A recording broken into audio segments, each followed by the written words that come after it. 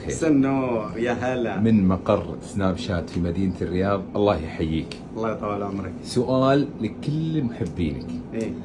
كلنا نعرف القريبين منك ان تأخر التوثيق هو برغبة منك، انت اللي ما تبي تاخذ النجمة، ولا كان من زمان تقدر تاخذ؟ متى وثقنا؟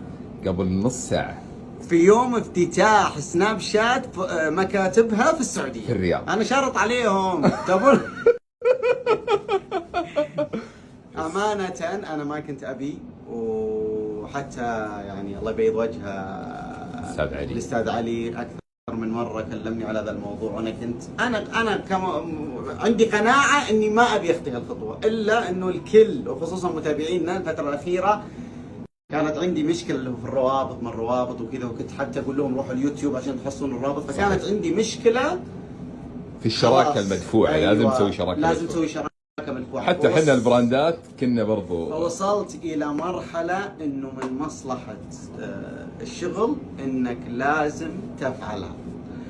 فقبل يومين يعني أنا من شهر عندي المشكلة وأكابر وأكابر وأكابر وأكابر، ولكن قبل يومين خلاص اتخذت قرار إني لازم أفعلها، والله يبيض وجيههم في خلال يومين. بمجرد ما إني أتواصلت معاهم قلت لهم خلاص صار وقتها، قالوا الساعة المباركة وفعلوها مباشرة.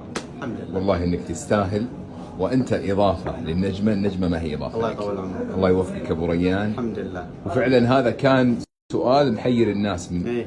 بس شوف اليوم في 3 اشياء اجتمعت: زيارتنا لمصانع دخون مستودعاتها، الحمد لله، افتتاح مكتب سناب شات وفروعها في المملكة، و3 النجمة الجميلة اللي نورت جنب اسمك ابو ريان. والأهم إن في ناس انقهروا هستور والبارقي، ترى يغارون غيرة، ترى عندهم غيرة. قال إني أغار. باين عليك. باين عليك. هذا الصوت يعني غار، هذه يعني الغيرة.